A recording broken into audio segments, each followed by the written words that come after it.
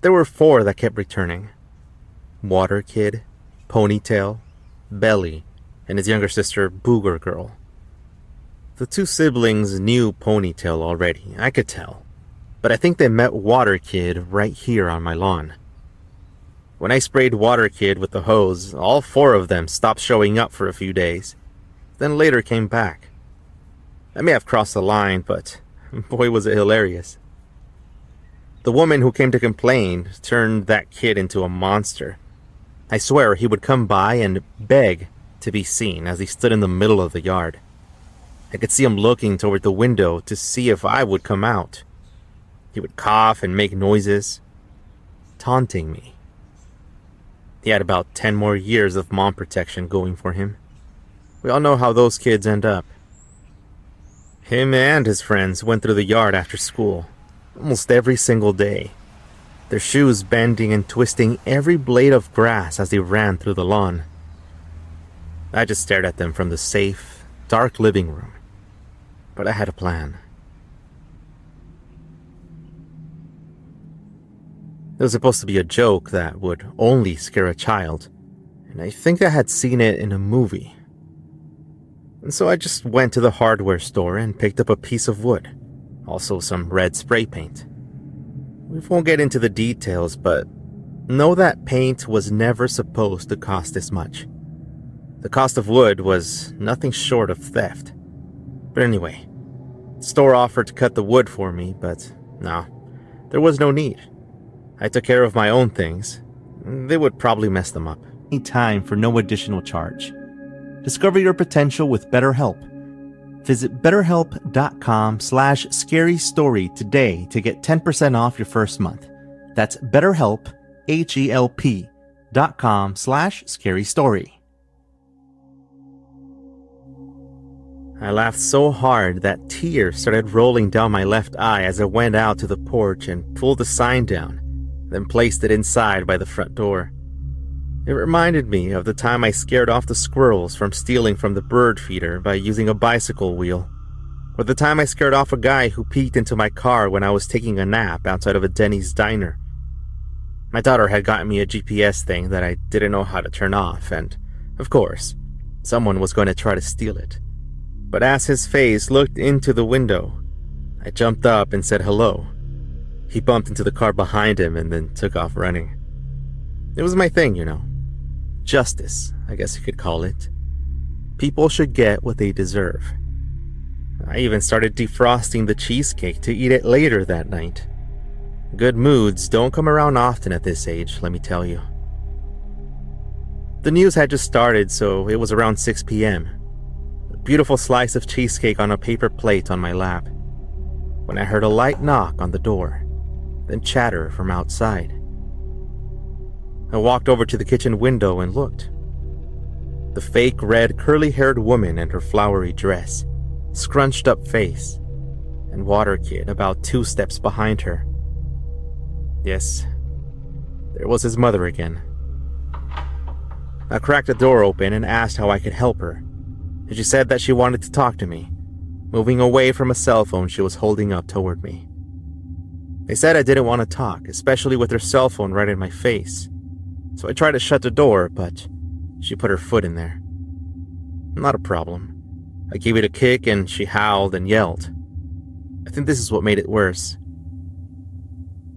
Her voice only grew angrier as she spoke even more and more, and I kept trying to shut the door. She yelled out, calling me God knows what, and said that I was kidnapping children and turning them into meat. I couldn't believe my ears. I still chuckled a bit. But this was the thing my grandchildren had warned me about. Even my daughter had brought it up. Phones can make it go famous on the internet, she said. I could get fired, harassed, or even shot. But I had no job anymore. Retired, thank you very much. And if anyone did the harassing around here, I knew it was not the other people. I could admit that. I mean, not to a court of law, but to you, of course. And getting shot? Well, I guess that changed things. I hadn't gotten a new gun ever since Carmen threatened, supposedly as a joke, to shoot me in my sleep. That thing went on sale so fast at the pawn shop My dinner hadn't even cooled down when I got back from it.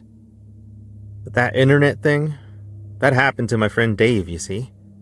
He always got carried away with things, a bit much, even for me. He was doing some fixing to his backyard and asked for gravel that he knew he had to order ahead of time. It's something to do with the computers messing up, I think. And so he called, but was told he needed to place the order on the internet. That old guy is worse than I am at those things. How was he supposed to figure it out? So he went to the store and they asked him to download some program for his phone. And I understood why Dave lost it. He just asked to talk with the manager to have them order it for him, but he said that he couldn't help him. I don't know if that's exactly how it went, but that's what he told me. For 30 years, Dave had been going to that same warehouse, sometimes twice a day. So of course, I imagine he let them have it, and someone happened to record on their phone what happened. And I think that's when it started. They somehow figured out where he lived, and he started getting phone calls, people calling him entitled and that he should be ashamed of himself. He did have a short temper. I never got to see what happened after that, but I didn't give it too much attention. But I think that's what made me think here. Because here I was with an angry woman with a phone on my property, and I needed to think fast before the same thing happened to me. She walked along the porch and to the other front window and tried recording inside my house, all while speaking to somebody, I don't know who, while recording, announcing to them that she was going to file a complaint and everything. The woman went all out. Waterkid was going to have some trouble once he grew up if he always depended on his mom to fix things for him. And then it happened. Over the next several days, I started getting people knocking on my door. Reporters, they said. They wanted to talk about the incident with the kids and what I was doing, what I did for a living, and how I explained myself. Now, these guys are intense with their questioning, and they don't take answers very well.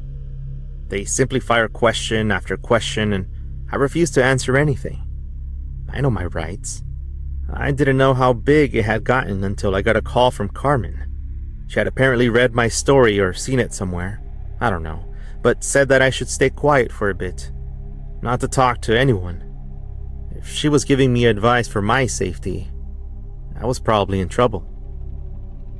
Then I got a call from one of my daughters who lived a couple of states over by now. She told me she had heard about me on the news and if everything was all right. I explained to her the thing about the room and hearing whispers in the dead of the night.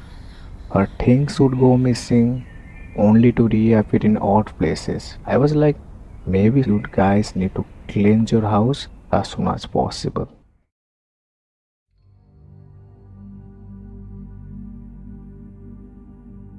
After a week, a father came from the church. This is the time when I was about to get a heart attack. I experienced near-death experience. I was doing 2 jobs. I'm dealing with all kind of things, and at the same time I'm trying to help this family. I don't want them to suffer. But it is costing me my mental peace. It is costing me my mental health, my body at the same time. So it was pretty bad for me too.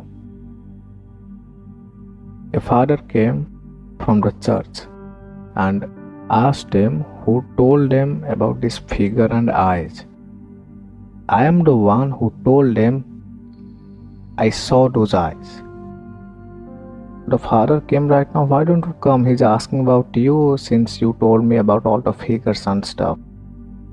I was like, alright, no problem. I'm going right now. Just wait. They replied that the eyes were completely white. It hit me like a truck in my mind. I never told this guy in my entire 3 months that I have seen the eyes and the eyes color were white.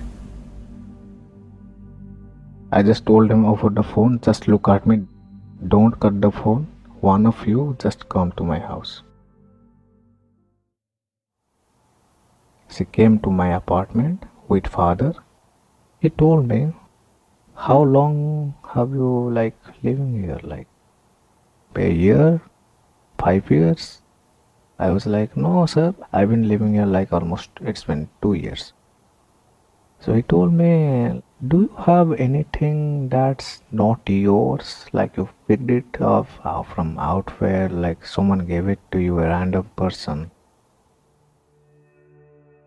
I asked him, like, why? What's wrong? So he's like, I believe there is a strong possibility someone is following